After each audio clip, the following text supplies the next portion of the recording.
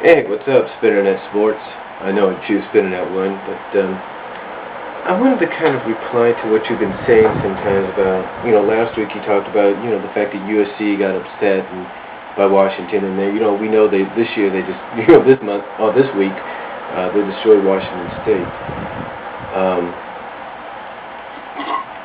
Excuse me. Let me kind of put you on perspective. Let me kind of help you out here, Spinning It.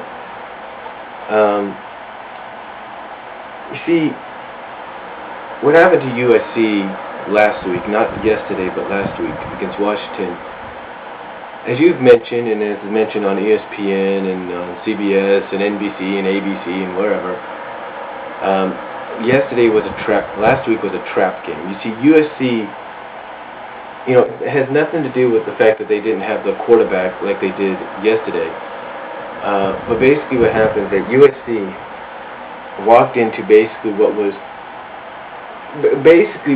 that USC was building on the fact that people were saying they were going to walk in and beat Washington with ease. That, here's Washington. They haven't really barely won a game anyway.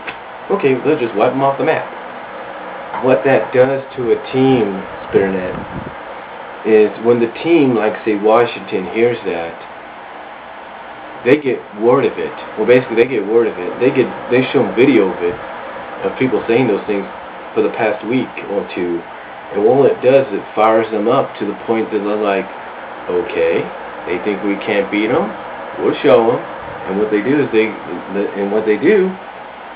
possibly they train extra hard. And then when the game comes around, they finally say, okay, you don't think we can beat them?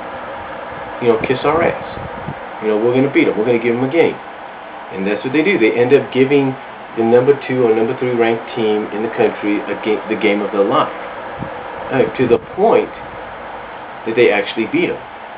So basically, what happens is it's not just USC's fault for the fact that they they believe in the hype that they got, and they just think, oh, we're just going to strut into Washington, Seattle, Washington, and beat the Huskies. No, it's because they're getting hyped up by the media. And the media, the sports media, always puts down a team like Washington. I mean, take a look at Stanford about 2 years ago or so. Stanford was, right now they're 3-1.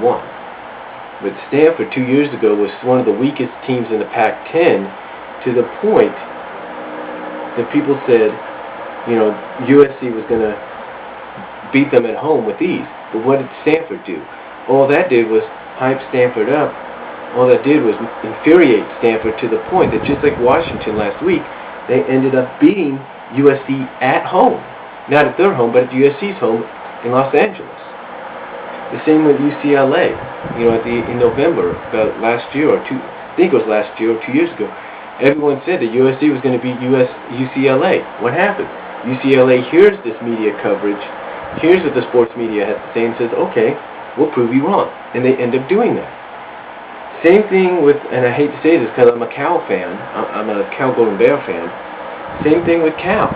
Everyone thought, okay, they're going to go to Eugene, they're going to Oregon may give them a game, but they're going to beat them. What happens? Oregon hears this, Oregon ends up beating Cal. It's not the fault of the team that comes in there, because the team can come in there, focused and everything, and told by the coach, don't get too cocky, don't get too confident, because that may cost you. It's the sports media overall.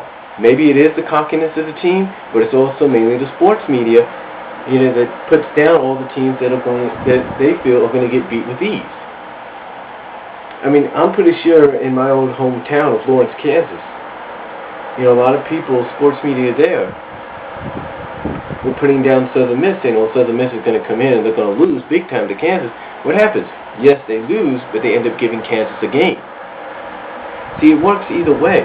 Yeah, the team that's being predicted to lose to the higher-ranked team may lose, but they may end up giving that team a game. Get what I'm saying? Get what I'm saying? I mean, take a look at Ohio State. People thought that USC may go into the horseshoe in the Buckeye State and blow them out again, just like they did at home. What happens? USC ends up getting a game from Ohio State. Get what I'm talking about? See what I'm saying? And then take a look at Central Michigan. Everyone thought that Michigan State was going to beat them with these. What happened? They beat Michigan State. 2 years ago, everyone thought that Appalachian State was going to lose big time to Michigan in the big house in Ann Arbor. What happened?